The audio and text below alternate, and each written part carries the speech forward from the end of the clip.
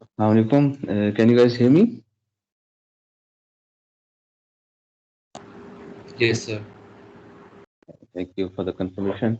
Okay, so we'll just resume our discussion on chapter 8, that is, I think chapter 8, yes, on immersed uh, flow around bodies. So today we'll be finishing off this chapter, and hopefully, I plan to start the next chapter, which is on compressible flow. Not today, we'll start it tomorrow. Okay, so we'll just finish this chapter today. So we were discussing about lift coefficient and lift force in general. So we discussed that lift force is mostly because of the pressure force. So we have two forces. If we consider an aerofoil, this is just a recap of what we have done so far. So if we consider an aerofoil, we discussed that we have boundary layer flow around an aerofoil. So if the incoming flow is coming in this direction, we have boundary layer flow around an aerofoil like this.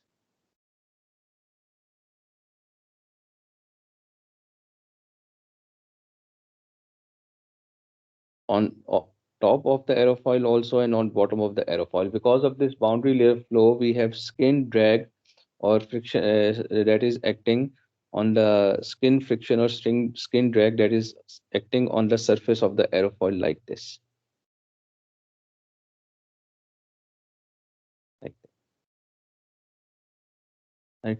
And then the other type of force that we have is because of the adverse pressure gradient, or we have a pressure force acting on this also, and that pressure force is acting normal to the direction, normal to the surface of the aerofoil. For example, the downward force, pressure force will be acting in this direction, and the upward force will be acting in this direction because of the shape and orientation of the aerofoil.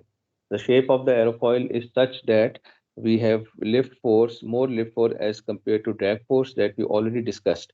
And also, because if we increase the angle of attack, the angle which this aerofoil is making with the horizontal, this axis alpha, if we increase this angle of attack, this also increases the lift force or the pressure force on the aerofoil. So you now you can see that there is net force acting in upward direction, which is called pressure force in this case.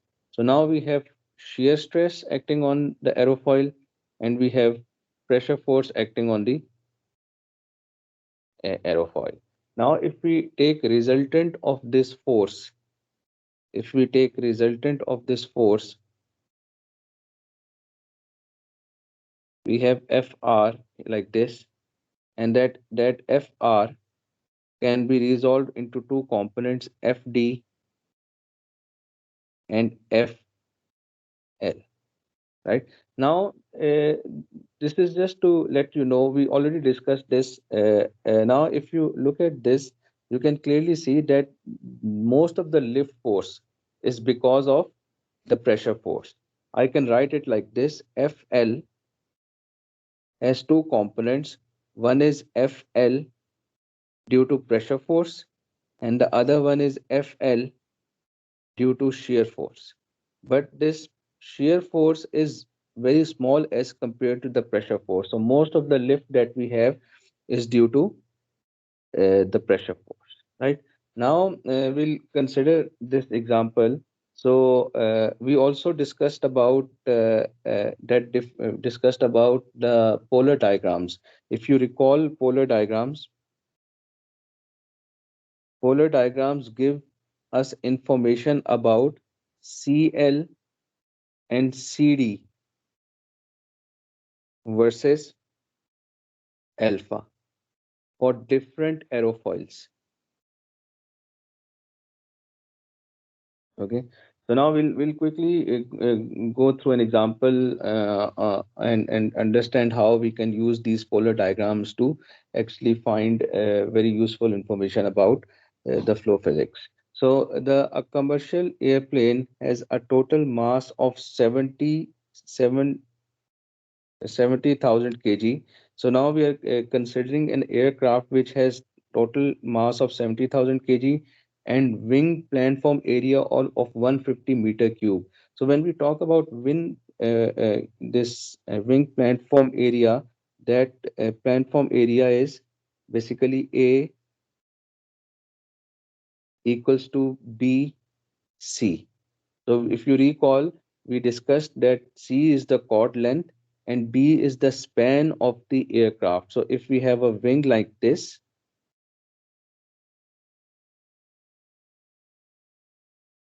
the chord length is this length, which is connecting the leading edge and the trailing edge. Horizontal distance, this is C. And then the span is the length of the wing. If we have an observer that is standing on the top of the that is who's looking at the wing from the top of the wing, he will see a rectangle whose area is B times C. So that is called, this area is called the planform area, which is equal to the span times the chord length. So now that length is given to us. The plane has a cruising speed of 558 kilometers per hour. So when now what happens? There are four different phases of an aircraft. The first phase is taxi mode. In taxi mode, the aircraft is speeding up and running on the runway, right?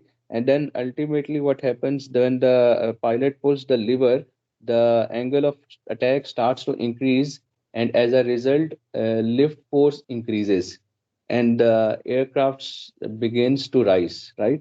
And then after that is called takeoff. So at takeoff, when the aircraft reaches a certain elevation, then the aircraft starts to cruise at constant cruise velocity. So in during the cruise stage, the velocity is constant. Okay. And then once it is about to reach its destination, it starts to descend, and as a result, what happens? It starts to land. So that is the fourth stage of it. So the first is taxi, takeoff, cruise, and then landing. The plane has a cruising speed. So during the cruising speed, the velocity of cruise is constant and it is given as 558 kilometers per hour, and cruising altitude of 12,000 meters, where the air density is 0.312 kg per meter cube. Normally, the air density is also a function of different parameters. It depends on pressure, temperature, and also elevation. So you will see here that at 1200,000 meter, the air density is 0.318, whereas on the ground, it will be much higher. So we'll see that later on. So the plane has double slotted flap for use during takeoff and landing. So if we also went through this, that in order to increase the lift generated by an aircraft, we can add slotted flaps at the end of the at the trailing edge of the wing. So for example, we can add one slot here, two slot here, and these are retractable slots, so they can move up and down to increase or decrease the angle of attack, and hence increase lift or decrease lift as appropriate. So now assuming the lift, so we have the plane has double slotted flap for use during takeoff and landing, but it cruises with all flaps retracted.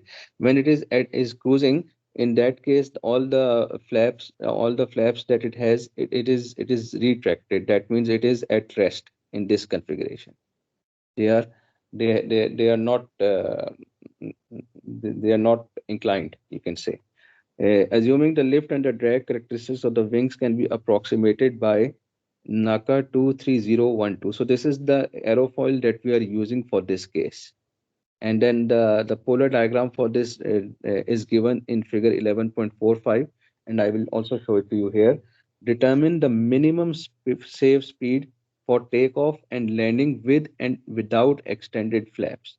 Number one, the angle of attack to cruise steadily at the cruising altitude, and the power that needs to be supplied to provide enough thrust to overcome the wing drag. So the first thing we are going to find is the minimum safe speed for takeoff and landing. So now we have to ensure what is the minimum speed. The minimum speed, safe speed for takeoff and landing is defined in terms of the load that the aircraft can carry. So at minimum, the aircraft should be able to lift its own weight, right? So we are going to use that this information to calculate the minimum safe speed. So before we discuss about the solution, we'll just talk about some of the assumptions. So the drag and the lift produced by parts of the plane other than the wings, such as the fuselage, are not to be considered. So this is called fuselage.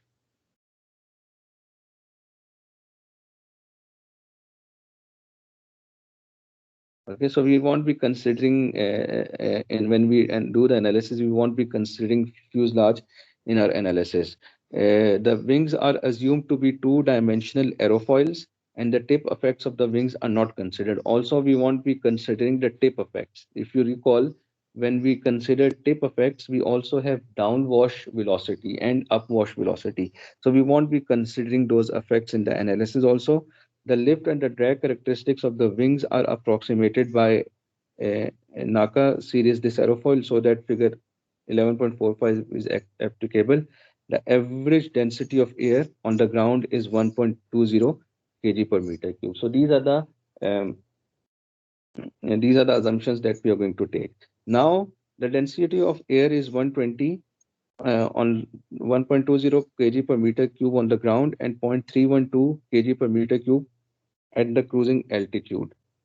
The maximum lift coefficient of the wing is with and without flaps. So now, if you look at this figure here, this is showing you the polar diagrams for the particular aircraft that we are dealing with, right? So now in this case, you will see that during takeoff and landing, uh, the maximum angle of attack, if that we can have for no flap. So if we don't have any flap, so this graph is giving you l- lift coefficient on y-axis and angle of attack on x-axis. So you can see for no flap wing aircraft or aerofoil, this is the maximum lift coefficient, which is equal to 11.52.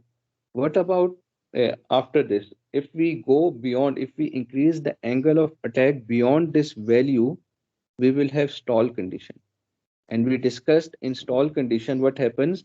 The aircraft, the flow begins to separate from this from the aerofoil, and as a result there is decrease in the lift coefficient. So we have to make sure that we design this aircraft in such a way that the lift coefficient does not exceed, or the angle of attack does not exceed the stall angle of attack, right? So this is the maximum CL we can get from this, right? So now you make use of making use of this fact.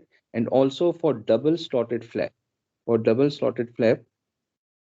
you can see that the CL maximum for double slotted flap here is 3 to 3.48 because of the presence of two slots which can be retracted to increase the lift coefficient, which can be which so actuated to increase the lift coefficient.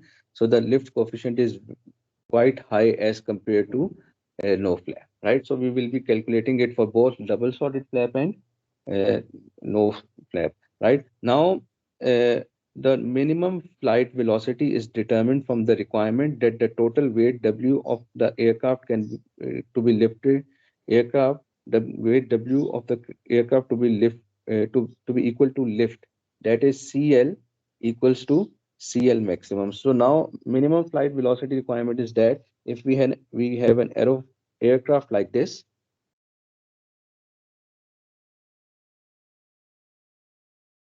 the weight of the aircraft is acting downward, right? And we should have enough lift force in upward direction, which should be capable of lifting this weight W, which is this W should be equal to the lift force that is generated, right? So we make use of this fact and we say that W is equal to FL. equals to, now we know that CL, non-dimensional lift force, is equal to FL divided by half rho V square A. Now, if I rearrange this equation in terms of FL, I can write it like this. FL equals to half. Now we are using CL maximum. So during takeoff, we need to ensure that the maximum angle of attack we can have is is where we have CL maximum. And then if we rearrange this FL should be equal to the weight like this. So weight is equal to FL equals to half CL maximum rho V square minimum A. So this will give us the minimum value of speed that is capable of lifting the weight of the aircraft. Now, if I rearrange this equation and solve for V minimum, this is the equation that I get and which I can use to solve V minimum. Okay, so now we will be solving this. So in this equation, we already know the weight of the aircraft. We already know the value of rho. We already know CL maximum and A. So now in this case, the value of rho that we are going to use will be for the ground because the takeoff, it is taking off from the ground. CL maximum we already found for clean flap and no flap and double sorted flap, and area we already know, so we can work out this value. So the weight and the cruising speed of the air we already know, so the weight is given as 70,000 kg, so we can multiply it by 9.81 to calculate this is the mass actually. So mass when multiplied by acceleration due to gravity will give us the weight, and the cruising speed v is 558, so we convert it into meter per second. So how do we convert it into, excuse me, how do we convert it into meter per second? 558 kilometers. In order to convert kilometers into meters, we multiply it by 1,000 and divided by, order to convert hours into seconds, we multiply it by 3,600. And this will give us meter per second like this. Okay, so always remember when you have problems like this or any problem in the exam, it is always best practice to use SI units. So convert everything from to SI units when you're doing a problem. So now the minimum velocities corresponding to the stall conditions without and with flaps include. So now we made sure that CL maximum is the maximum speed, CL after if we increase angle of attack beyond this, we will have stall condition. So now we will have two values of V minimum, right? The one without, this is without flaps,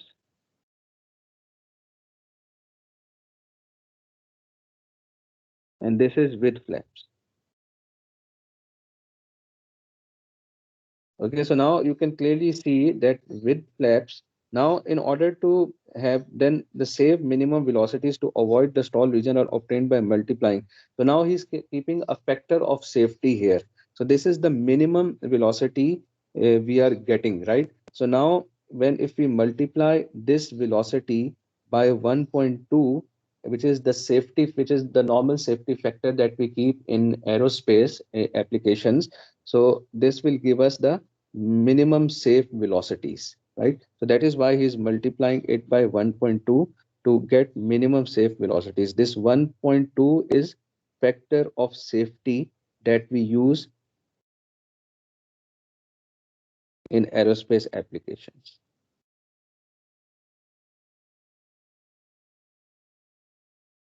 Okay, so now after that we get these two values of minimum velocity, 85.1 meter per second for without flaps and 56.2 meter per second for with flaps. Now interestingly there is an observation here. So without flap the velocity, minimum velocity is higher, and with flaps the velocity is lower.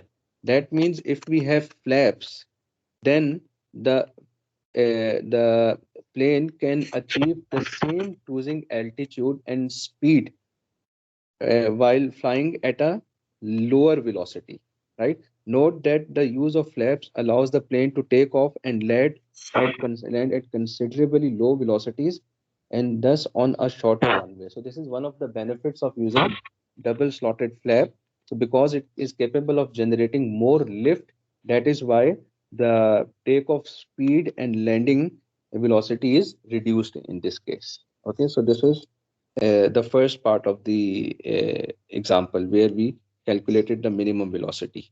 Now we consider two things when we calculated minimum velocity, that lift force generated is equal to the weight in order to have minimum velocity, and also at land at takeoff and landing the angle of attack cannot exceed the maximum CL. If it exceeds the maximum CL limit, then we will have stall and the lift coefficient will decrease considerably. So these are the two assumptions that we took. Now in order to find, now the next step is to find the angle of attack when the aircraft is cruising. So that was at the takeoff. So when we had an aircraft like this and it was taking off like this. Now after it takes off, it is cruising at constant altitude like this, right? When it is when it is uh, cruising at constant altitude, we know the height given. It is at 12,000 feet, right? And then it is cruising with 558 kilometers per hour. So now we have to find the angle of attack of the wings when it is cruising at this level, right? So now when an aircraft is cruising steadily at a constant altitude, the lift must be in this configuration. The lift force weight is acting again downwards, and the lift force FL is acting upwards. So FL should be equal to W. That is why uh, the aircraft is cruising at constant speed in horizontal direction. The force the forces are balanced in y direction. That means the two forces that are acting in y direction is the lift force generated by the wings and the weight that is acting downward. At the cruising stage, the lift force and the weight are both balanced. So when an aircraft is cruising steadily at a constant altitude, the lift must be equal to the weight of the aircraft such that FL equals to W. Then the lift coefficient. Now we can calculate lift coefficient from here. So lift coefficient CL corresponding to this value is FL, which is weight, half rho. Now rho is when we performed calculations for landing and takeoff, we took the value of rho at the ground. Now because we are cruising at 12,000 feet, we are going to take the density of air at that height, which is 0.312. Then we have the cruising speed, which is 1555 meter per second, and the area of the platform, which is 150 meter square, right? So now from here we can calculate the value of CL when the aircraft is cruising. Now after we find the value of CL when the aircraft is cruising, we can uh, we can find the angle of attack using this graph,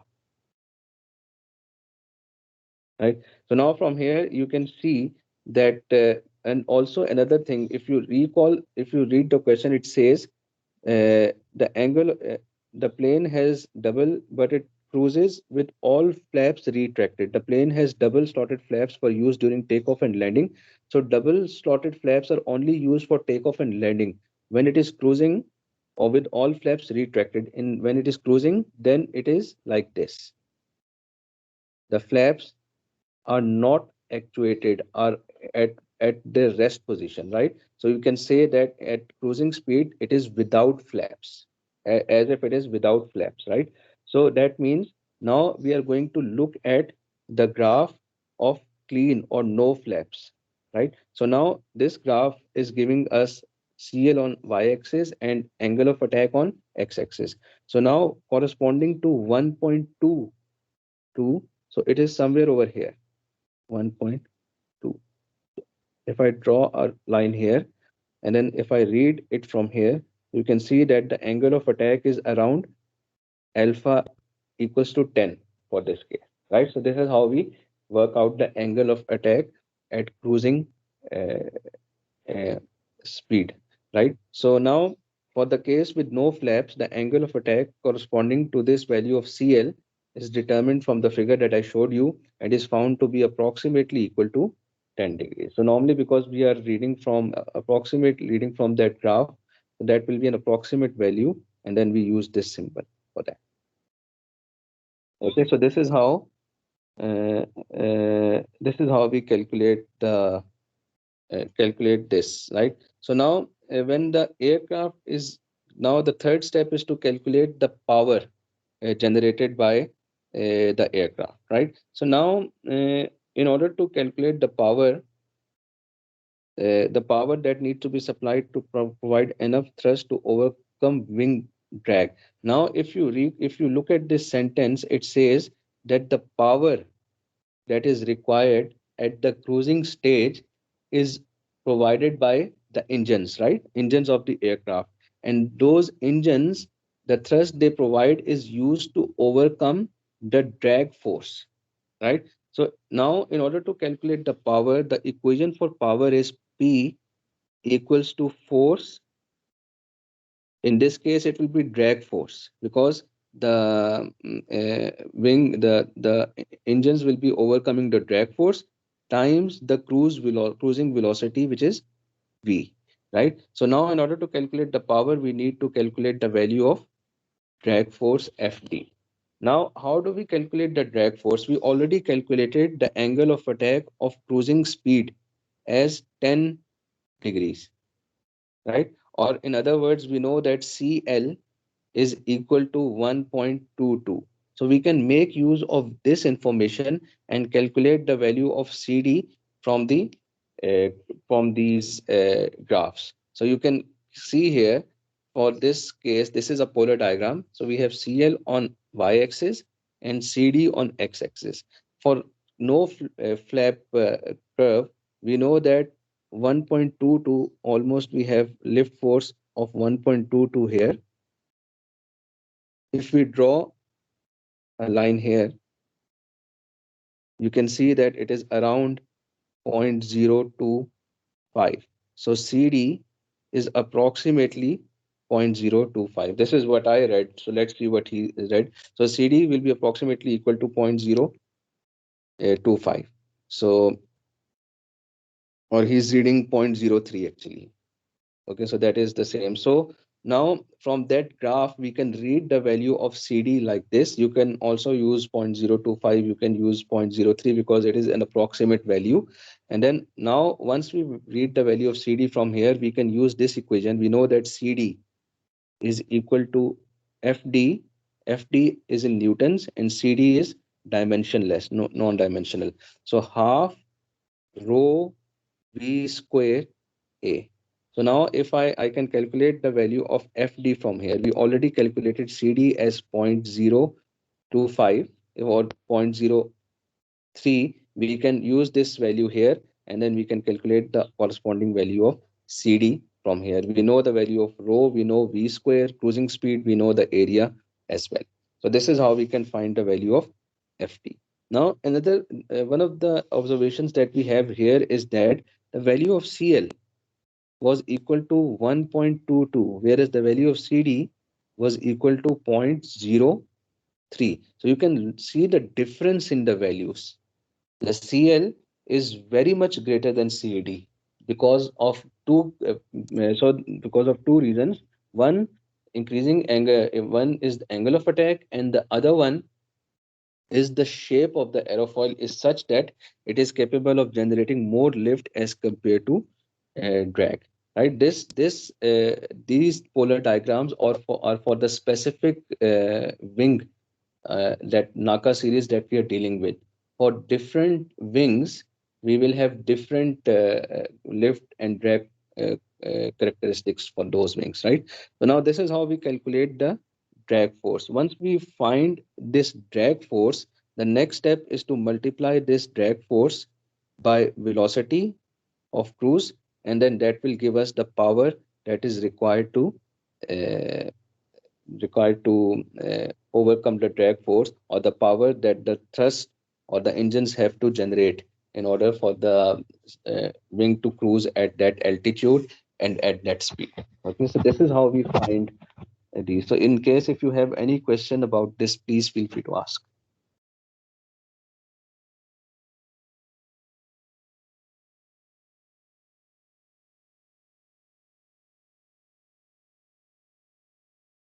Any question?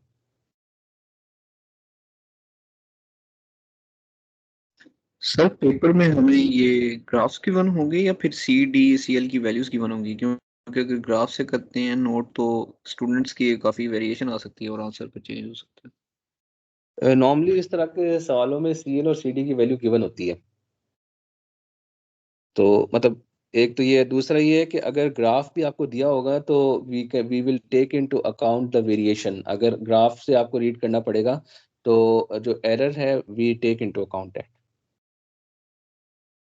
Okay sir. ठीक है, क्योंकि approximate value है ना, इस case में possible नहीं है कि थोड़ा बहुत प्लस माइनस एरर तो होगा। जैसे मैंने 0.025 रीड की, उसने 0.03 इस्तेमाल कर ली, तो इसमें definitely I understand that there will be some error between the students, लेकिन वो एरर जो है ना वो इतना ज़्यादा वेरिएशन नहीं होगी उसमें। लेकिन ये है कि that is the reason when I mark the exams I normally check the working of the students, I give very low percentage weightage to the final answer.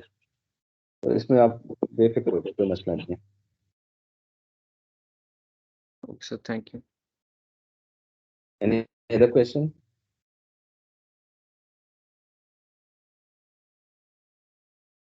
Okay, so now we move to the next topic. So this is the last topic for this chapter.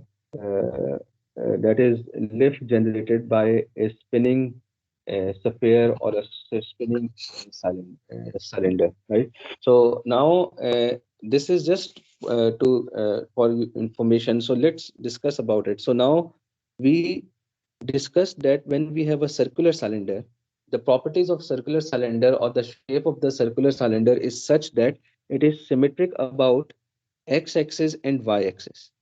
Ignore this line, it should be at the center. So you can see that the x line should also divide the cylinder into two halves, and the y line should also divide the cylinder into two halves. So this is not drawn to scale, so please ignore this. So now that means if we have lift force like this, incoming flow like this, part of the flow goes on top of the cylinder. Now we are just considering potential flow. Potential flow means that there is no flow separation, right? So now part of the flow goes up and the other part of the flow goes down, right? In this case, there will be lift force and drag force acting on the cylinder, right?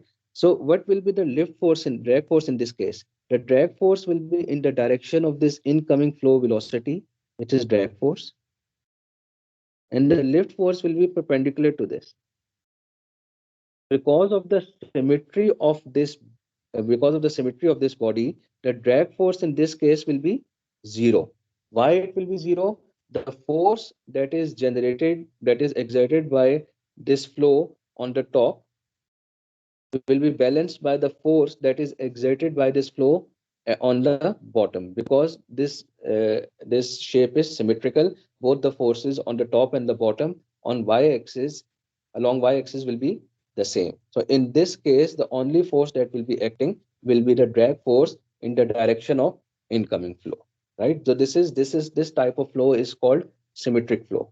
Now what if I give this circular cylinder a rotation along this? So if I give this circular cylinder a rotation like this, right?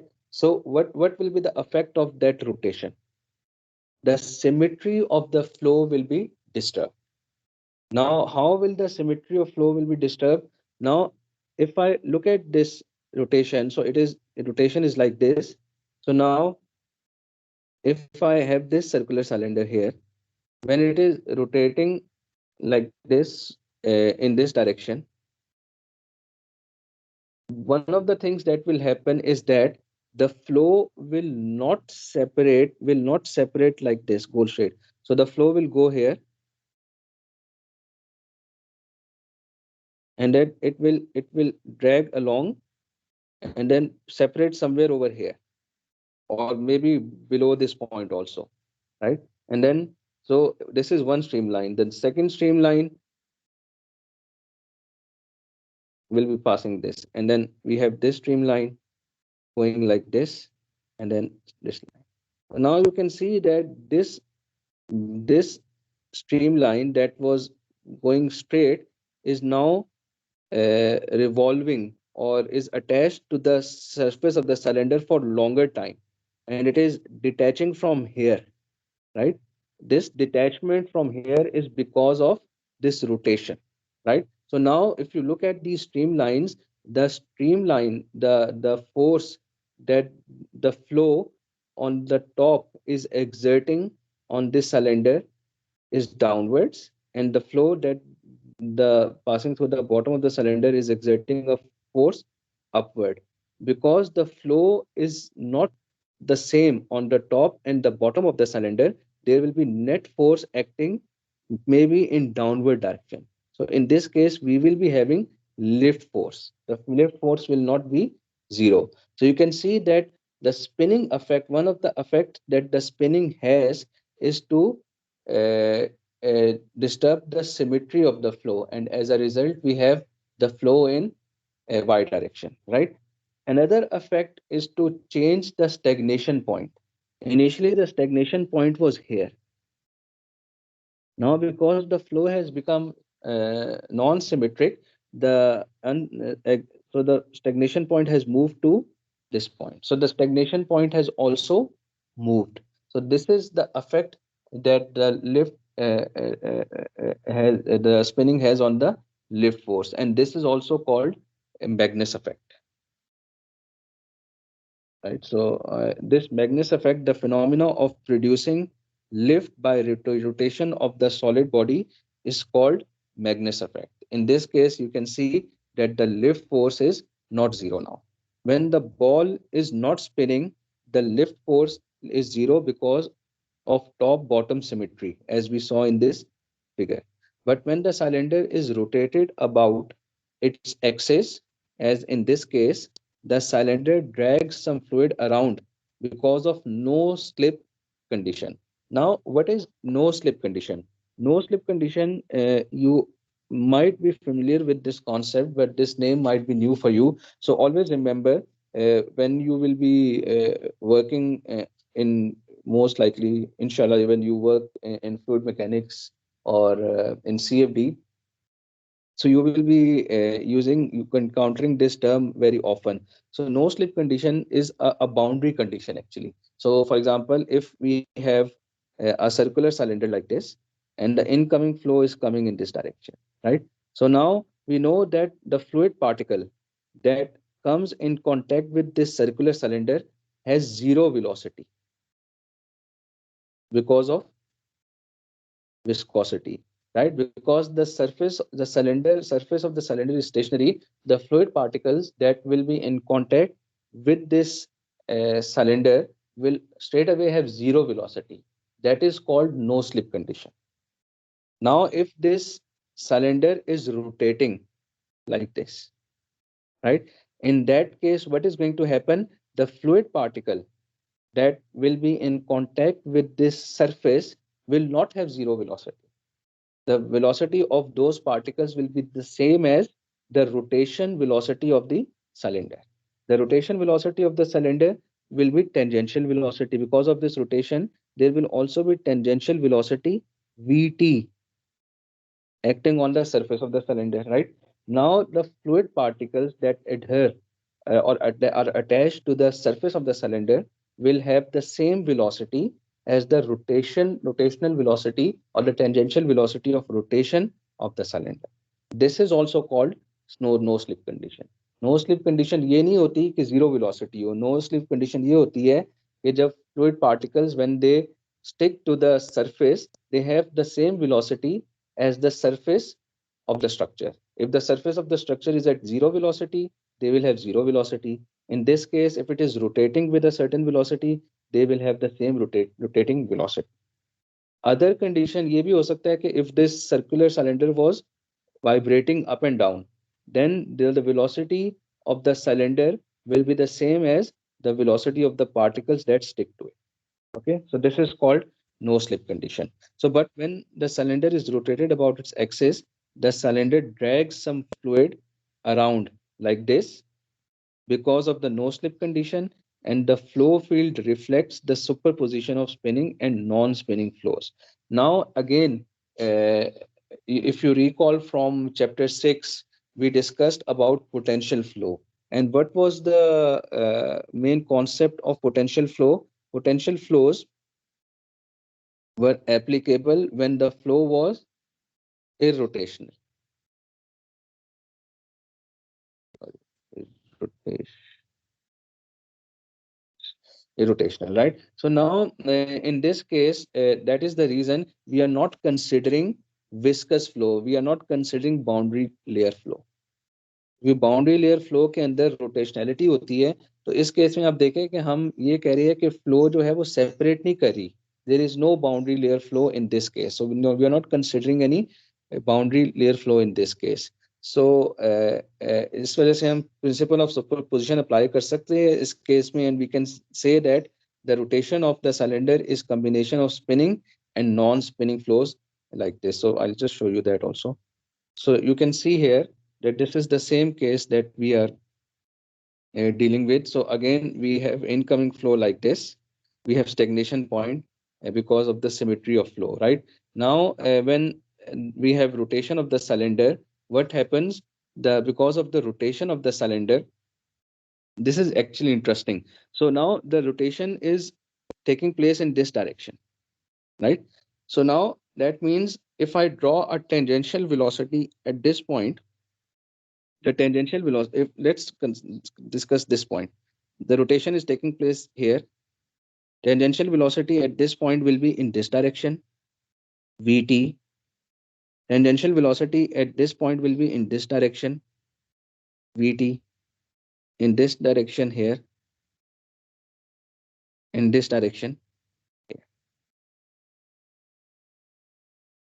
right? So they here they will balance, and right, so you can see this is stagnation point. So now here what is going to happen, because the incoming flow is coming in this direction, if the incoming flow velocity is u, the velocity here at this point will be u plus vt. The velocity will increase because of this tangential component. As a result, the flow here will be high speed, high velocity. When we have high velocity flow, at that point, pressure will be low, low pressure, like this. So that is why the fluid particles stick to this wall for a longer time, and then the velocity here is higher and the pressure is lower. Now, if you analyze this point, when it is rotating, this Vt is directed opposite to the incoming flow. So here the velocity will be u minus Vt. So when it is u minus Vt, that means the velocity here will be low and the pressure will be high. So now high pressure, low velocity, sorry, so I didn't, this direction is not correct, because higher pressure on bottom and low pressure on top, so that will be the net force will be generated in upward direction like this. And then this will also move the stagnation point as we discussed. So this is the reason why we have non-zero lift force. You can clearly see the effect of rotational velocity or tangential velocity due to rotation and how it affects the incoming flow. Now, if we use potential flow over a stationary cylinder, so this is potential flow over a stationary cylinder, and this is potential flow over a rotating cylinder. So now generation of lift on a rotating circular cylinder for the case of idealized potential flow, the actual flow involves flow separation in the wake region. So we assume that there is no flow separation, and as a result, there is no rotationality of flow in this case, right? So this is called Magnus effect that is generated because of the spinning. Now, because we are dealing with, we made an assumption that the flow is ideal or potential flow in this case, so we can use the principle of superposition to get this type of flow around a rotating cylinder. So this is the case when we don't have any spinning. So this is flow around a stationary cylinder, and this is a free vortex. If you recall, free vortex is also a sort of a potential flow that we discussed in chapter 6. So now, because both of these are potential flows, if we add them together using principle of superposition and Laplace equation, we should be able to get a flow around a rotating cylinder like this. So we are considering inviscid flow past a circular cylinder in which the effects of viscosity are negligible and we don't have any boundary layer flow. Now this A figure represents uniform upstream flow without circulation, and then this B represents free vortex at the center of the cylinder. Now if we combine them together, A plus B will give us this C, a combination of free vortex and uniform flow past a circular cylinder, giving non-symmetric flow and a lift, right? So now actually, when we deal with this is the ideal situation when we consider that there is no flow separation. But actually what happens, we actually have always have flow separation. So these theories cannot actually predict the Magnus effect accurately, because actually we all know that when the speed of the uh, when the incoming flow velocity increases, the Reynolds number increases, and then we actually have flow separation and generation of vortices in the wake of the cylinder like this, right? So we actually have this type of flow. So actual flow is different from this flow. But in this case also, we discussed that the flow, the timing of the vortices are different, but the strength of the vortices generated from the top and the bottom are the same. So the vortex that is generated from the top and the vortex that is generated from the bottom, they have the same strength. That means if I plot it versus time versus lift force, it will be like this, because the vortices are shed periodically one after the other. Now, because the strength is the same, if I take average of this lift force, which is FL dash or FL average, that average will always be zero, zero, because of the strength. So average in that case will also be zero. And now if this cylinder is also rotating like this, then in that case, the average lift force will not be zero in that case, because the symmetry of flow is disturbed. Now, because of this rotation, the strength of vortices on the top will be greater than the strength of vortices that are shed from the bottom. So again, in this case, the lift force will be not zero. Although the physics of both potential flow and viscous flow are different, but the Magnus effect will have the same effect on both of the cases. Okay, so this is how we can represent or Magnus effect or spinning of a sphere or a cylinder. Now, in this case, you can see that this is a graph that is showing us CD and CL on y-axis and rotation rate on x-axis.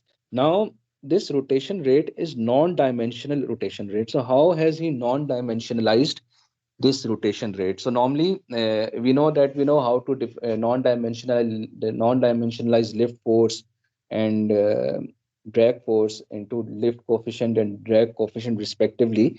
Now we will be non-dimensionalizing this rotation rate. So now we know that this is if the cylinder is rotating with omega, right? So now can we calculate the velocity, tangential velocity at this point? V tangential is equal to, if the radius or the diameter of this cylinder is d, this Vt will be equal to omega d by 2. This is the tangential velocity in meter per second. Now, if I divide it by the incoming flow velocity divided by V, that will give me non-dimensional rotation velocity or rotation rate. So now you can see that we have half omega d over v. So this is how we non-dimensionalize the incoming the rotation rate. So now non-dimensional rotation rate is plotted on x-axis. Now the variation of the lift and the drag coefficient of a smooth sphere with non-dimensional rate of rotation, which we already discussed here. This is for Reynolds number of 6 into 10 raised to the power 4, which is in turbulent range, right? Now, what do you observe? These are the results from experimental analysis. So, what do you observe from this case? So one of the observation is that the drag force in this case is higher than the lift force. This is lift force, and this is drag force, right? Now, initially, from 0 to 1, when the rotation rate is lower, there is considerable increase in lift force with the rotation rate. And after a certain value of rotation rate, the lift force almost becomes constant as a function of rotation rate. Whereas CD changes very little as compared to lift force with rotation rate. So now note that the lift coefficient strongly depends on the rate of rotation, especially at lower angular velocities. The effect of rate of rotation on the drag coefficient is small as compared to lift uh, coefficient. Roughness also affects the drag and lift coefficients. So normally now you can see that as an example of roughness, if you have seen the golf balls, those balls have rough surfaces and also dimples inside them, which adds roughness. So that roughness sometimes is beneficial in the sense that it increases the lift force. So in certain range of Reynolds number, roughness produces the desirable effect of increasing the lift coefficient while decreasing the drag coefficients. Therefore, golf balls with the right amount of roughness travel higher and further than smooth balls for the same hit. So, if you have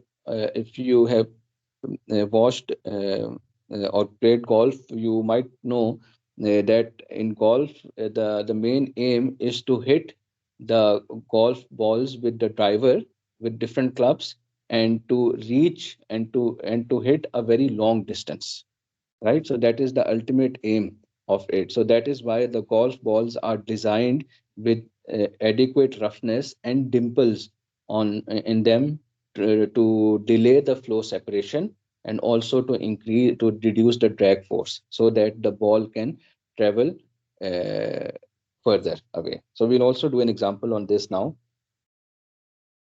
So now a tennis ball with a mass of 0.125 lbm, right? Lbm, and a diameter of 2.52 inches is, so now the mass is given in lbm, 1.2.2125 lbm. I'm not sure, this is British units. I'm not sure what lbm, I don't remember the name of this. It has a name also, pounds or maybe, yeah, I don't remember it now, but this is the unit in of mass in British unit. So, Pound, pardon? pound mass. Pound mass. Yes, thank you for that. Because we normally never use British units. We mostly use SI units. So thanks for that. A tennis ball with a mass of 0.125 pounds mass and a diameter of 2.52 inch in is hit at 45 miles per hour. Now you can see a tennis ball here, and then this ball is hit with a racket, and then with the racket, we assume that the racket is hitting the ball horizontally, right? So is with so this 45 miles per hour is horizontal velocity of this ball with a back spin of 4800 rpm. So when this ball is hit with a tennis racket, it also generates backspin, right? So now the backspin is in this direction, like this. So determine if the ball will fall or rise under the combined effect of gravity and lift due to spinning shortly after being hit in air at 1 atmospheric pressure and 80 Fahrenheit. Now, in this case, the ball will rise or fall depends on the forces that will be acting on the ball in vertical direction, right? Now, the weight of the ball is always acting in downward direction, and then this lift force, the back spin, will cause Magnus effect, and it will be able to generate lift force in this case. If that lift force that is generated in upward direction, we have two scenarios. If this FL force is greater than W, then the ball will move up. If FL is equal to W, the ball will remain at the same position. And if FL is less than W, then the ball will fall to the ground. So now we have to check which of these conditions we will have in this case, right? So now for that we need to calculate the lift force. So the tennis ball is hit with a backspin. It is to be determined whether the ball will fall or rise after being hit. The surface of the ball is smooth. We assume that the surface of the tennis ball is smooth enough for figure 11.53 to be applicable. This is a stretch for a tennis ball. Now, if you recall, we already saw a graph where we had a sphere and plotted, we had Reynolds number on x-axis and we had CL value on y-axis, and then we plotted that for sphere, smooth sapphire, for golf ball, and for sapphire with varying roughnesses. So we will be using that graph in this case. That is figure 11.53. The ball is in hit horizontally so that it starts its motion horizontally. The density, now we are given the value of the properties of air, 1 atmospheric pressure and 80 Fahrenheit. We can calculate the values of density and viscosity from the appropriate table. So normally you don't have to worry about these. Normally in the questions you will be given these values and you don't have to read these from any table. So the density and the kinematic viscosity of air at 1 atmospheric pressure and 80 Fahrenheit are, rho is this value and kinematic viscosity is given here. Okay. So now the first step is to find the Reynolds number in this case. So before we find the Reynolds number, we will just discuss about the analysis. The ball is hit horizontally, and thus it would normally fall under the effect of gravity without the spin. The backspin generates a lift, and the ball will rise if the lift is greater than. So we discussed about these three conditions. And F, a lift force, is given by this equation, where A is the frontal area of the ball. So now in this case, because we are dealing with a sphere, now the area that is we see where is in contact with the incoming flow area in case of a sphere will be the frontal area, which is equal to pi d square by 4. The translational and angular velocities of the ball we can calculate from here. So now you can see here that V here is 45 miles per hour. So he's converting it into feet per second by multiplying by 5280 feet and dividing. So this will convert miles into feet, and dividing it by 3600, that will convert hour into second. So we have the results in feet per second. Now omega, the backspin is given in terms of RPM, which is N, or sometimes we denote it by capital N. In order to convert this N into angular velocity, we use this equation, omega equals to 2 pi N by 60. So this will give us the value of angular velocity, or the RPM will be converted to angular velocity in radians per second. So you can clearly see here that he is multiplying this by 2 pi and dividing it by 60. And that is giving us the angular velocity of rotation in radians per second, which is 502 radians per second. Now, the next step, sorry, my mistake. In this case, we won't be calculating the Reynolds number in this case. Why? Because we want to calculate CL, which is corresponding to rotation rate. So we are calculating the rotation rate, which is half omega d over V. and then we can use this. So we can use this. Sorry, we can use this graph to find the value of CL as a function of rotation rate. So this is how we are going to do it.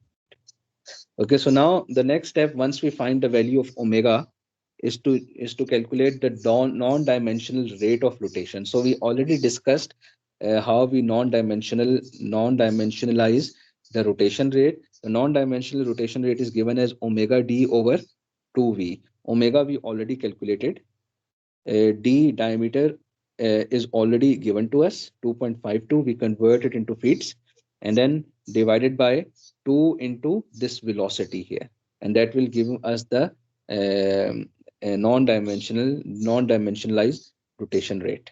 So it does not have any units. So from 11.53 now corresponding to 0.80, so we will be working out the value of CL. So I'll just show you here. 0.8 is somewhere over here. So now if I draw a vertical here,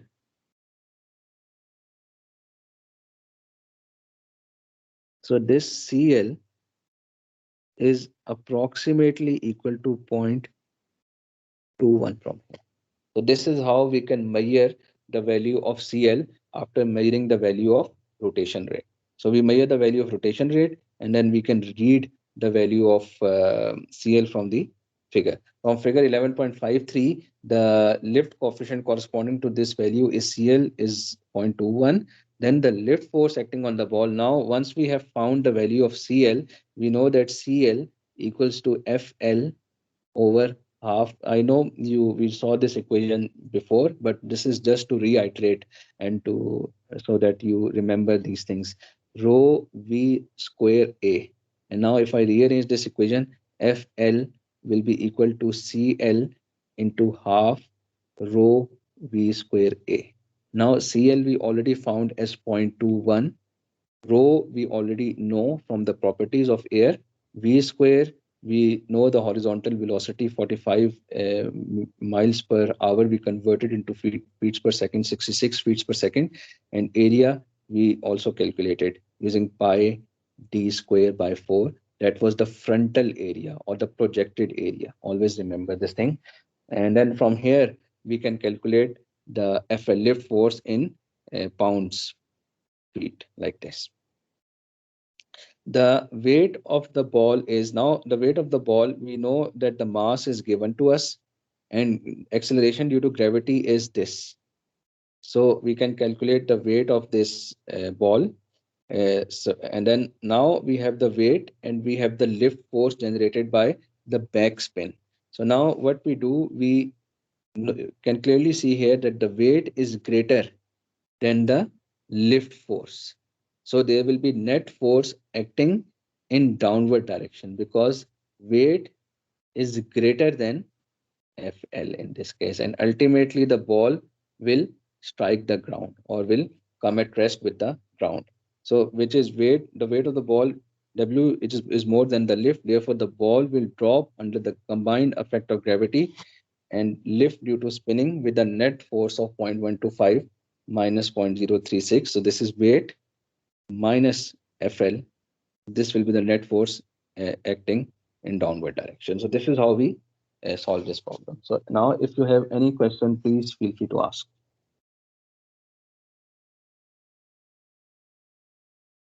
sir ये जो हमने CL की value calculate की है ये उस graph से की है जिसका रेनॉल्ड्स नंबर 60,000 है, लेकिन फ्लो में हमें रेनॉल्ड नंबर कहीं मेंशन नहीं है और हमने कहीं फाइंड आउट नहीं किया, तो हमने ये कैसे अज्यूम किया कि हमारे फ्लो का रेनॉल्ड नंबर 60,000 ही है?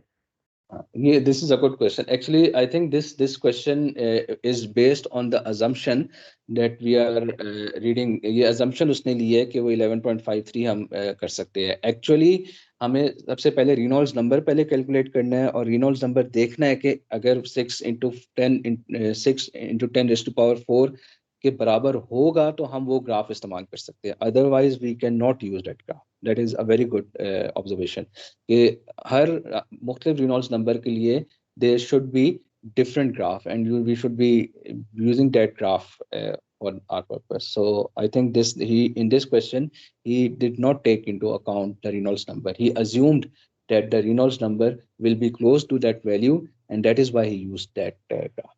Very good. Okay, sir. Okay, yes. Any other question? Okay, so now we move to the last two examples for today, and then we'll finish. Yes. मैग्नेस effect के बारे में kindly दोबारा बता दें, वो थोड़ा सा क्लियर नहीं हुआ।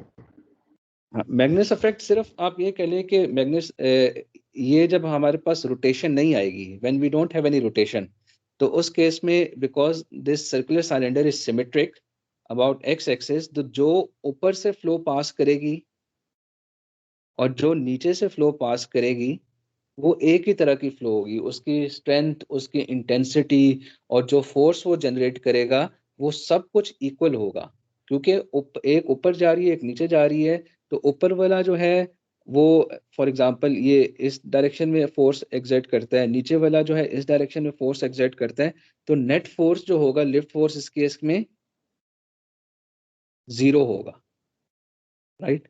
नाउ मैग्नेस इफेक्ट जो होता है वो कहता है कि जब सिमेट्रिक बॉडीज की जो है सिमेट्री डिस्टर्ब हो जाती है, when the flow becomes axisymmetric, in that case there will be net force acting in the direction of axisymmetric flow, ठीक है। इस केस में जैसे कि अगर if we are going to rotate this cylinder in this direction, for example in this direction, right, तो उस case में क्या होगा कि हमने देखा कि ये सिलेंडर है, इसकी रोटेशन ये है और ये इसकी टेंजेंशियल वेलोसिटी इस पे एक्ट कर रही है, वी टी इस पे एक्ट कर रही है, इधर जो टेंजेंशियल वेलोसिटी होगी वो इस डायरेक्शन में होगी, और इसी तरह जब ये रोटेट कर रहा होगा इधर जो वी टी होगी वो इस डायरेक्शन में होगी, टेंजेंशियल वेलोसिटी। अब जो इनकमिंग फ्लो इधर आ रही है, ये जो इनकमिंग फ्लो यू है, जब ये इसके साथ कंबाइन होगी इसके साथ, तो यहाँ जो ओवरऑल वेलोसिटी होगी इस पॉइंट पे वो कम हो जाएगी, क्या हो जाएगी वो u माइनस वी टी, और जो इनकमिंग फ्लो नीचे पास कर रही है सर्कुलर सिलेंडर के, जब वो u इसके साथ कंबाइन होगी, क्योंकि ये एक ही डायरेक्शन में एक्ट कर रही है, ये हो जाएगी u प्लस वी टी, तो यहाँ फ्लो एक्सेलरेट हो रही है, यहाँ फ्लो एक्सेलरेट हो रही है, और यहाँ फ्लो डी एक्सेलरेट हो रही है। तो इस फ्लो एक्सेलरेशन और डी एक्सेलरेशन की वजह से सिमेट्री डिस्टर्ब हो रही है, और जो फ्लो है इस वजह से जो फ्लो है या नेट फोर्स है वो डाउनवर्ड एक्ट कर रहा है, एफ वाई फोर्स जो है वो 0 नहीं है, अब डाउनवर्ड एक्ट कर रहा है, इसको मैग्नेस इफेक्ट कहते हैं। ये जो फ्लो जो रोटेशन की वजह से फ्लो एक्सिमेट्रिक बन गई है और डाउनवर्ड फोर्स एक्ट कर रहा है, this is called मैग्नेस effect. Is it clear? Sir नीचे वेलोसिटी ज्यादा है तो प्रेशर कम होगा ना, और ऊपर वेलोसिटी कम है तो प्रेशर ज्यादा होगा, तो ये लिफ्ट नहीं क्रिएट होगी और जो फोर्स है वो अपर नहीं एक्ट करेगी। आप रिपीट कर देंगे, काफी आवाज कट रही थी शुरू में। सर मैं ये कह रहा हूँ कि देखिए नीचे जो सी है वेलोसिटी वो ज्यादा है, मतलब एक्सेलरेशन ज्यादा है, और अपवर्ड जो है एक्सेलरेशन है वो कम है, तो जहाँ पे वेलोसिटी कम है वहाँ पे प्रेशर ज्यादा होगा, और जहाँ पे वेलोसिटी ज्यादा है वहाँ प्रेशर कम होगा, तो डाउनवर्ड प्रेशर हमारे पास कम होगा और अपवर्ड ज्यादा, मतलब डाउनवर्ड प्रेशर हमारे पास। चलिए सर समझ रहा है। हाँ, क्योंकि हाई प्रेशर से लो प्रेशर हमेशा मूव करता है ना, flow always travels from high pressure to low pressure, कि अगर नीचे प्रेशर कम होगा ऊपर प्रेशर ज्यादा है तो flow will move from high pressure to low pressure, इस वजह से जो फ्लो डायरेक्शन है फोर्स की वो नीचे होगी अब।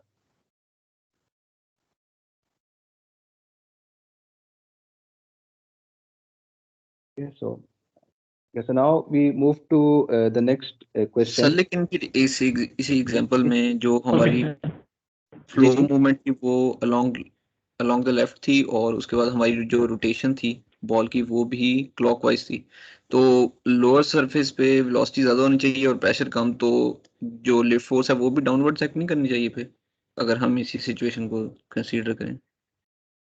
आप कह रहे हैं कि जब रोटेशन दूसरी साइड पे होगी, इस साइड पे। सर इसी एग्जांपल में हमारा जो फ्लो था वो लेफ्ट साइड पे मूव कर रहा था और हमारी रोटेशन थी क्लॉकवाइज, तो उसकी वजह से लोअर सरफेस पे वेलोसिटी ज़्यादा थी और प्रेशर कम था, और टॉप पे वेलोसिटी कम थी और प्रेशर, तो लिफ्ट फोर्स डाउनवर्ड नहीं होनी चाहिए। लेट मी सी।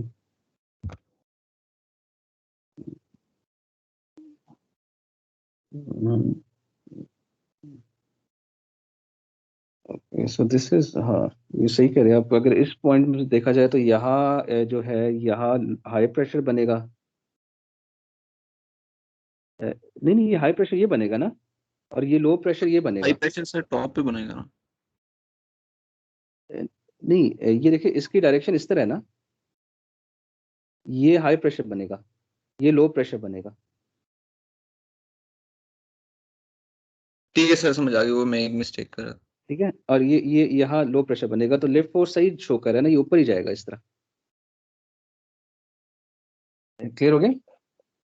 यस क्लियर हो गया, थैंक बस आप इससे देखिए कि ये जब ऐड करेंगे ना वेलोसिटी वी, ये आपको इसलिए मैंने बताया कि वी टी याद रखे, वी टी और यहाँ वी टी, और इसको आप ऐड करते रहे। अगर ये वी टी के साथ ऐड होगा, वहाँ वेलोसिटी हाई होगी, प्रेशर लो हो जाएगा। और अगर ये सब्ट्रैक्ट होगा यू के साथ, तो वहाँ आपके पास हाई प्रेशर होगा, और फ्लो हाई प्रेशर से लो प्रेशर हमेशा हमेशा जाएगी। इस वजह से ये लिफ्ट फोर्स जो है वो अपवर्ड एक्ट है। ठीक है, ये आप बस याद रखिए। Okay sir. Okay, so now we move to the last example for today.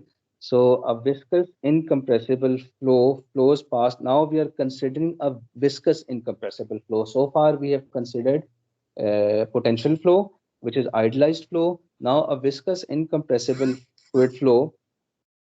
A viscous incompressible fluid flow past a circular cylinder shown in figure A here. According to a more advanced theory of boundary layer flow, the boundary layer remains attached to the separation to the cylinder up to the separation location at 108.8. Right. So now with the dimension with the dimensionless wall shear stress as indicated in figure B, the shear stress on the cylinder in the wake from 108.8 to 180 degrees is negligible. Okay, so now determine the drag coefficient of the cylinder based on the friction drag only. So now we are considering a force around a rotating cylinder. Because the cylinder is rotating in the direction that is shown over here, this graph here is giving plot of f theta force as a function of theta. So when we change the angle theta, so this is angle theta. When we change the angle theta, the force will be changing on the surface of the cylinder, right? So now you can see that because of rotation, the flow separates at 108.8 degrees. When this theta becomes 108.8 degrees, the flow separates at that point, somewhere around here, right? And then after it separates, so when it moves on top and separates like this, you can see that the force is increasing first, then starts decreasing, and then it is given by this equation. And once it separates after from 108.8 to 180 degrees, you can see that the flow force is almost zero. This makes sense because now the flow has separated, so the force is zero in this case now, right?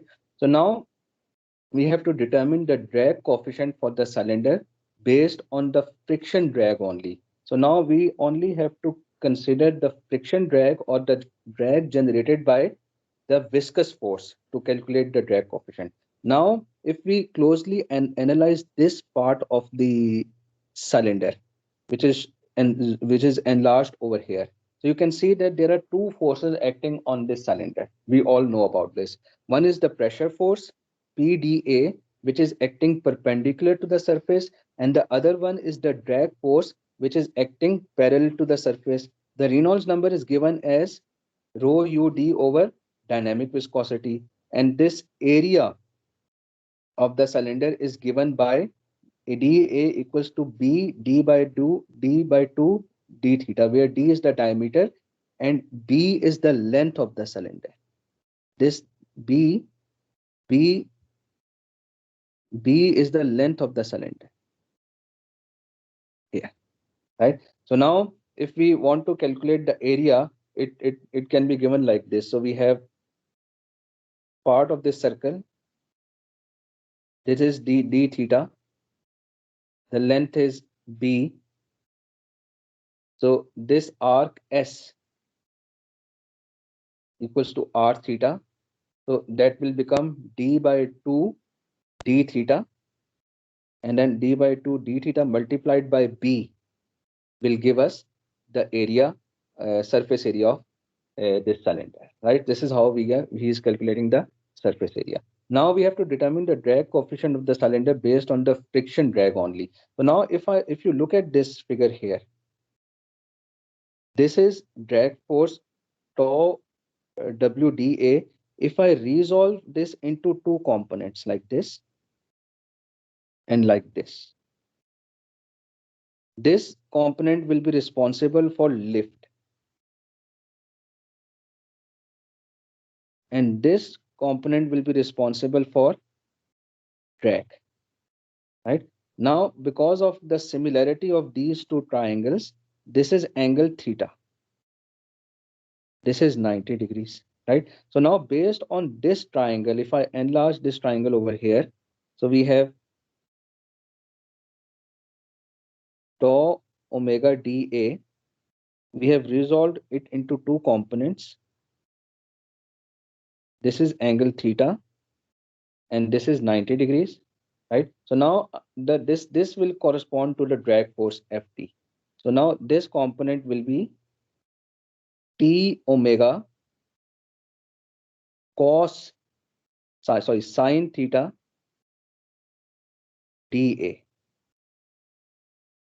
right? So this is how we can calculate it. So now you can see in the next slide, that is what he's doing.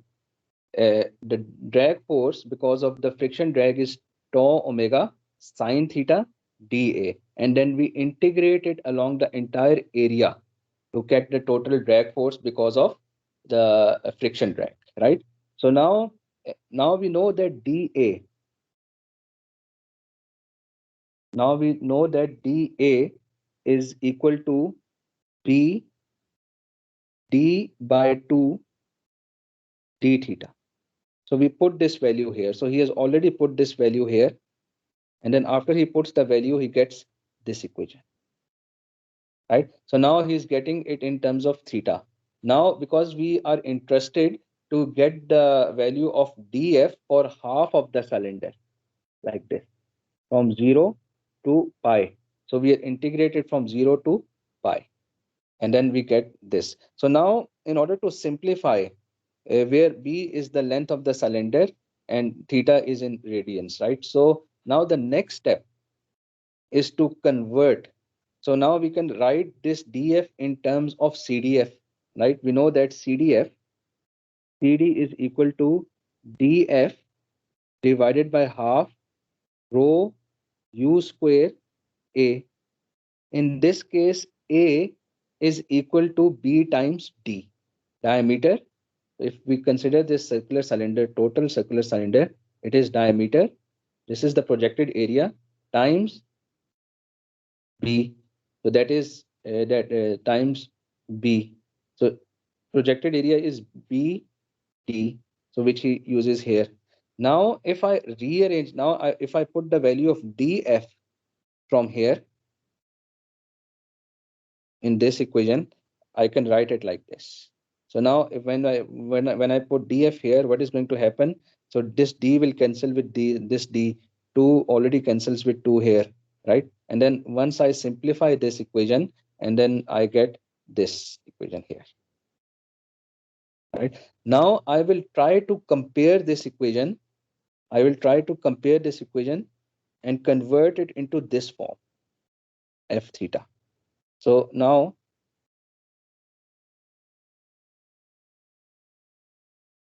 this can be put into dimensional form by using the dimensional shear stress parameter F theta. So this is we all are already given in figure 9.8b as follows. So now if I compare this equation with this equation, you can see that tau omega is there. Tau omega is there also. One rho u square by 2 is also there and here also. So the only difference is this underscore re. So if I multiply this equation by re, and if I divide this equation by re, then I can say that this re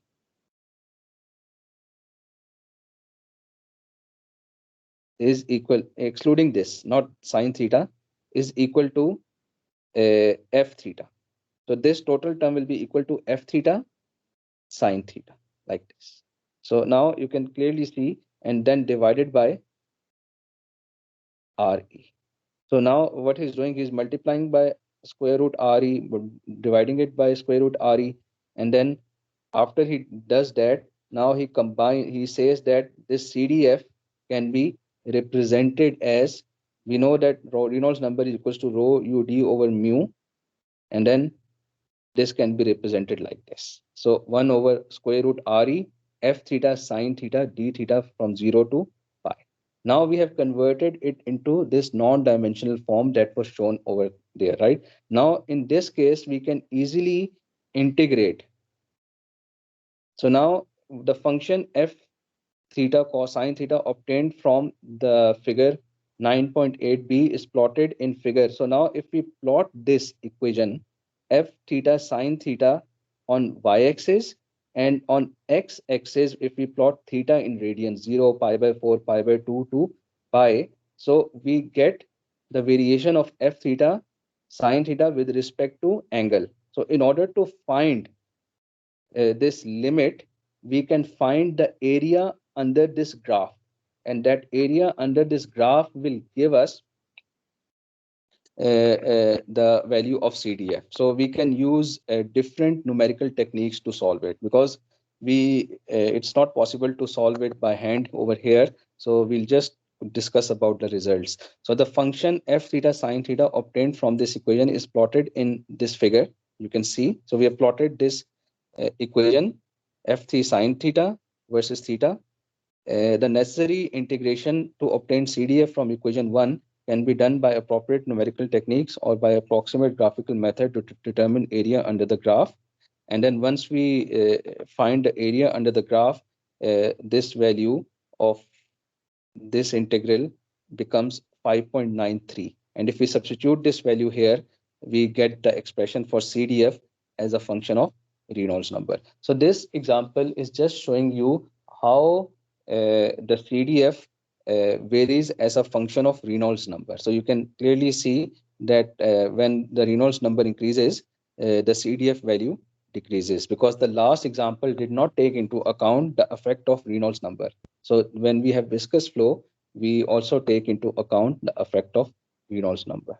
Okay, and then this is one part of the equation. So now we'll quickly go through this equation. This is just a theoretical, from the theoretical point of view. So now a viscous incompressible, I'll just finish in 5 minutes. A viscous incompressible fluid flows past a circular cylinder shown in figure. Now the pressure coefficient on the surface of the cylinder as determined from experimental measurement. So this is experimental measurement, and this is the pressure coefficient. This term is dynamic pressure, as we discussed earlier also, and this is static pressure, and P is the actual pressure that is measured. Okay, the pressure coefficient on the surface of the cylinder as determined from the experimental measurement is as indicated in figure 2a. Determine the pressure drag coefficient for this flow. Combine the results of this and previous example to determine the drag coefficient for a circular cylinder. Okay, so I won't be going into the detail of this question. I will just tell you how to do this, and then this is a take home for you. So you go home and see how we do it. So now in this case, we have to calculate the effect of pressure drag coefficient. In the last question, we discussed about how the drag flow is influenced by viscous force. Now we will see the effect of pressure force on the drag force. So now the equation that we get, you can see that the pressure force is PdA. Now we can represent this in terms of Cp. So now let's suppose if the this PdA is converted to Cp, coefficient of pressure, and then this coefficient of pressure is acting in this direction, Cp. It can be decomposed into two rectangular components. This is angle theta. This is right angle. Now this component is contributing to drag force, which is Cp cos theta dA. And if we integrate it along the entire area, we get the drag force dF in this case. So now you can see here that in this case, the pressure form drag coefficient CDP can be determined from CDP equals to Cp cos theta dA. Again, we know that dA equals to B d by 2 d theta. We put it over here and we simplify here like this. And then once we simplify it, because of symmetry, we can see. Okay, so we can use this. We can do the integration for this using finite difference method. But the thing is that will take us a lot of time to do it, and that is out of scope of this. So if you want, I can show it to you later on. But you can use. There is a technique called. There are two techniques that we can use. So one is we can use either first order numerical integration method, or we can also use a finite difference method, or we can use Euler method to perform the integration and to calculate the area under the curve. And there are other graphical methods also, but you don't have to worry about that. So the pressure force, I'll just discuss this question first. So now you can see here that we have CDP here, and then once we put the value of dA here, and then we simplify this, it becomes this. So this D cancels with this D, this B cancels with this B, and then we have this. Now, if you recall the graph that I showed you, which was between Cp and theta, we can use that graph to calculate the value of Cp cos theta d theta. So if here he has plotted Cp cos theta versus theta from this equation, and then again he's using numerical integration to calculate area under the curve, and then once he uses that, he gets the value of CDP as 1.17 in this case. So now this is the contribution of drag due to pressure force, and then the next step is combining both. Total CD will be equal to CDF because of friction force and CDP because of pressure force, and that will give us the total drag. Okay, so for the numerical integration in exam questions, you won't be asked about that because that will take a lot of time. So this is just to show you how we calculate the value of drag force for viscous flow. Okay, any question?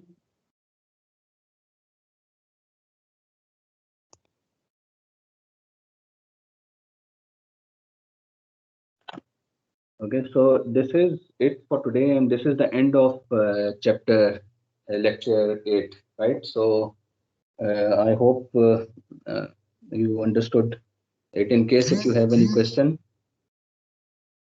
okay, so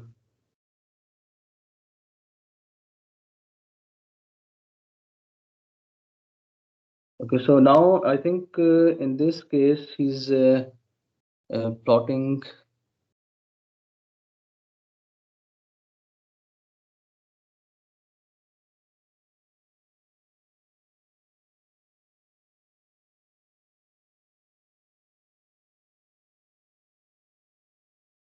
Okay, I think he already has the value of Cp cos theta from here, right? So he multiplies it by Cp value is already there. So he multiplies it by cos theta, and then if you vary the value of theta, we can plot a curve like this.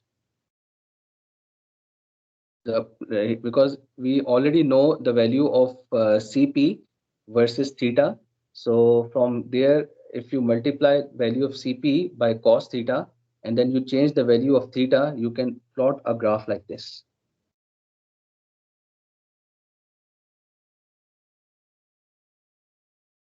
Is it clear?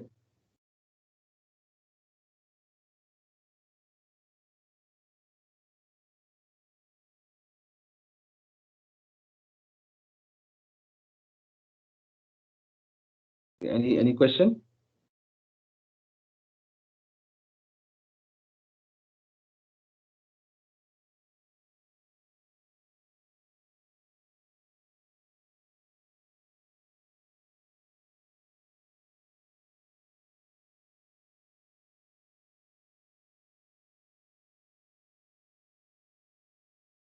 Yeah, I think because I'll double check, because I think this integration can also be performed using a numerical technique, right? So I will double check this. I think you can either use Euler method, FDM, to perform this integration also.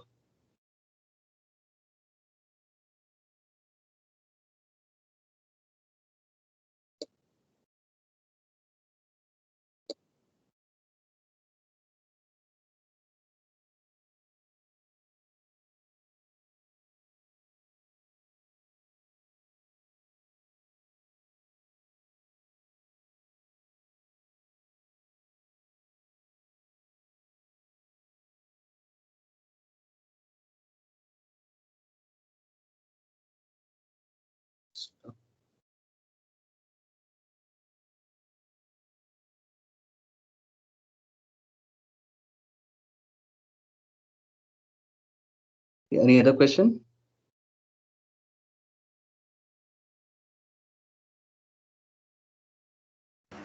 No, sir. Okay, so let me just hold on.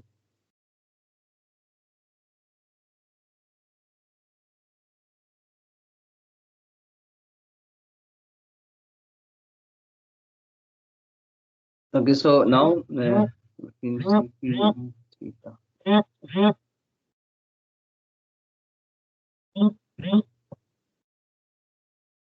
okay, let me.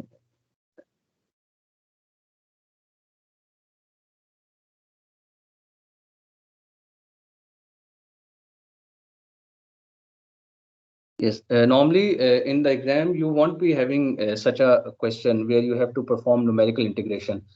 इस case में जो ये CP cos theta की value calculate कर रहा है, इसमें ये numerical integration परफॉर्म करके कर रहा है, and in the exam you won't be required to do that. Okay, so don't worry about that.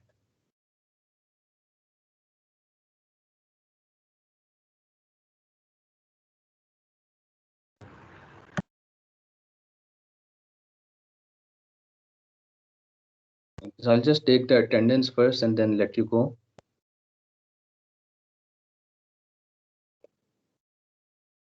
I'm sorry, I'm using my tablet this time, and the interface for the tablet is different from Windows, so I'm not able to.